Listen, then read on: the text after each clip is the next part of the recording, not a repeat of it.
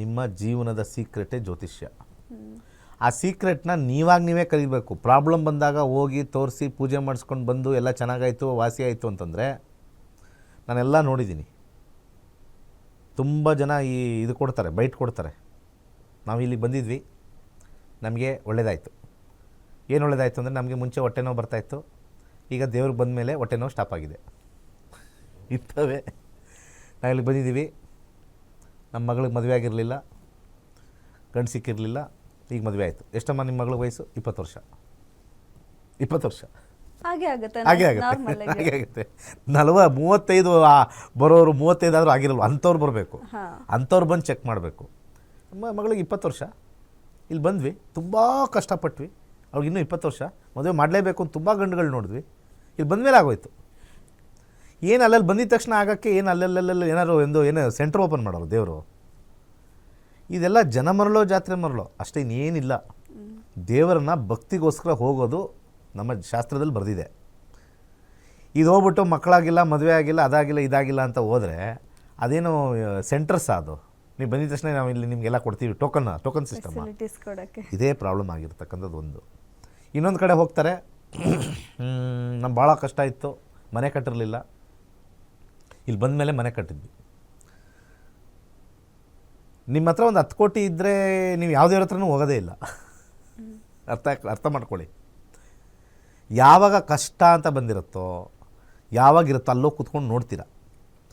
10 ಕೋಟಿ ಇದ್ದರೆ ನೀವು ಮನೆ ಕಟ್ಟಬೇಕು ಅನ್ನೋ ಯಾರ ಹತ್ರನೂ ಹೋಗಿ ಕೇಳೋದೇ ಇಲ್ಲ, ಎಲ್ಲಿ ಬೇಕಾದ್ರೂ ಹೋಗಿ ಕಟ್ತೀರ.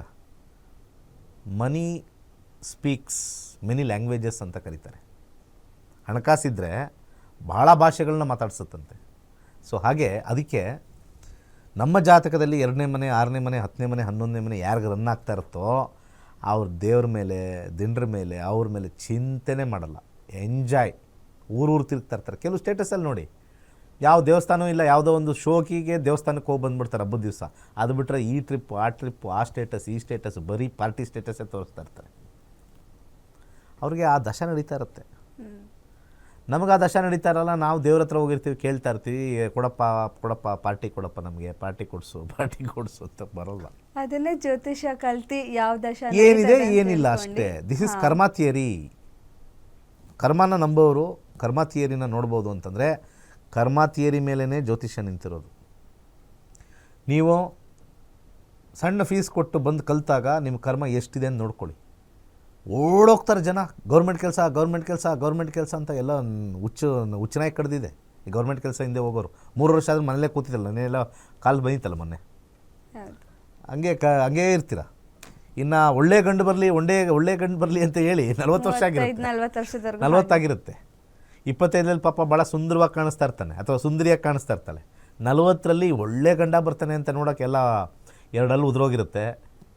ಓಕೆ, ಬಿಳಿಗೆ ಕೂದಲಾಗ್ಬಿಟ್ಟಿರುತ್ತೆ, ಒಂದು ಸ್ವಲ್ಪ ಬೊಜ್ಜು ಬಂದುಬಿಟ್ಟಿರುತ್ತೆ. 25 ಫೋಟೋ ತೋರಿಸ್ತಾ ಇರ್ತಾರೆ, ಇನ್ನು ಇದೇ ಕನ್ಯೆ ಅಂತ. ಒರಿಜಿನಲ್ ಬಂದಾಗ ಫೋಟೋ ಥರ ಇಲ್ವಲ್ಲಪ್ಪ ಅಂದರೆ ಅದು 25ರಲ್ಲಿ ಸ್ಟಾರ್ಟ್ ಮಾಡಿದ್ದೀವಿ ನಾವು ನೋಡೋಕ್ಕೆ. ಈಗ 40 ಆಗಿದೆ, 40ರಲ್ಲಿ ಸ್ವಲ್ಪ ಡಿಫ್ರೆಂಟ್ ಆಗಿದ್ದಾರೆ, ಬಟ್ ಆದರೆ ಕನ್ಯೆನೇ ಇನ್ನೂ ಕನ್ಯೆನೇ ಅಂತಾರೆ.